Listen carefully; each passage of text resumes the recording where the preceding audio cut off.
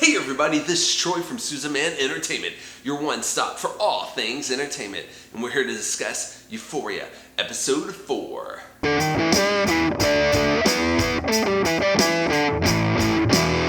Alright, so this episode, man, everybody, including myself, were anticipating this episode from the build-up from the first 3 episodes, especially the last one, and it didn't turn out the way we thought it did. No, not at all. But let's go ahead and discuss. It seems in every episode they kind of focus on one character. At the very beginning, they tell you about the character. It seems like the formula that we have been given. This one is about Jules. We start off with her childhood and we deal with her complicated relationship between her and her mom. Her dad, not so much. And we kind of see the fallout and the mental struggles that she has been dealing with and been continuing as a teenager. Now, this whole episode seems to be centered around the carnival as a centered, set piece, if you will. And we have Rue, she's kind of chaperoning her younger sister. We have Jules trying to meet Shy Guy. And we have Cassie and McKay meeting up there. It's just everyone's there. Maddie, you name it, the character's there. Fezco, Ashtray, Kat, everyone. As far as Jules' character, we finally were like, oh yeah, but it's towards the end. She meets up with a character we've met in the past. I don't want to give it away, no spoilers here, and that kind of deals with some tension, and she finally meets Shy Guy, a guy that she's been talking to online.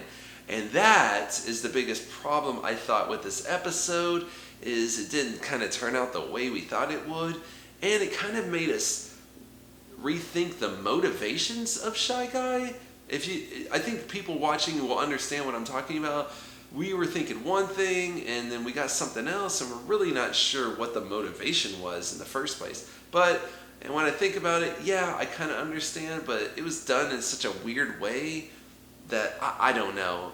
We'll see how it goes. We'll see how it progresses throughout the season, but I don't know. We get Rue interacting with Jules. She has been telling her about her feelings. They kind of clear the air. There was some tension there, but that seems to all have passed. We have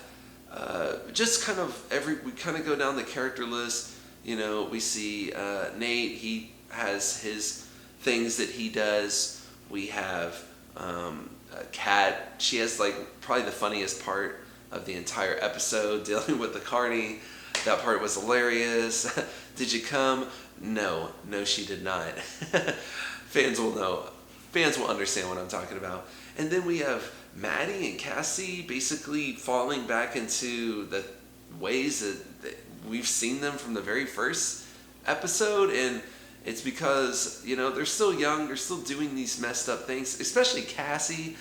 She does some unspeakable things. That's really a messed up moment.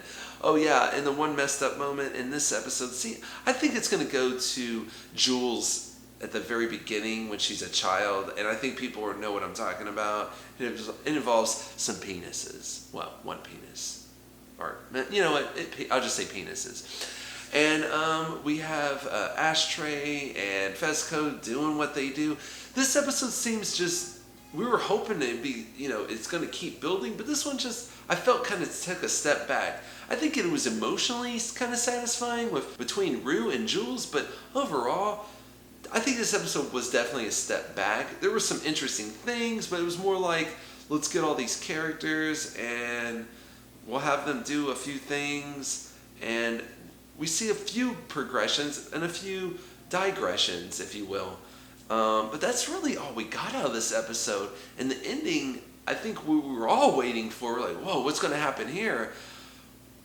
Was what I was talking about. It was kind of unsatisfying, and we're kind of confused. At least I was. Maybe y'all could tell me about it a little bit more.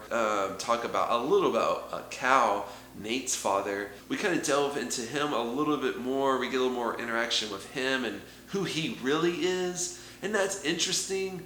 But overall, I think I'm going to give this episode a 7. I think it is the weakest of all the episodes so far. I know that we're only 4 in, so it's definitely not a terrible episode. But what expectations were we got less than what the expectations were, in my opinion. That's just my opinion. If you thought it was the best episode ever, good on you.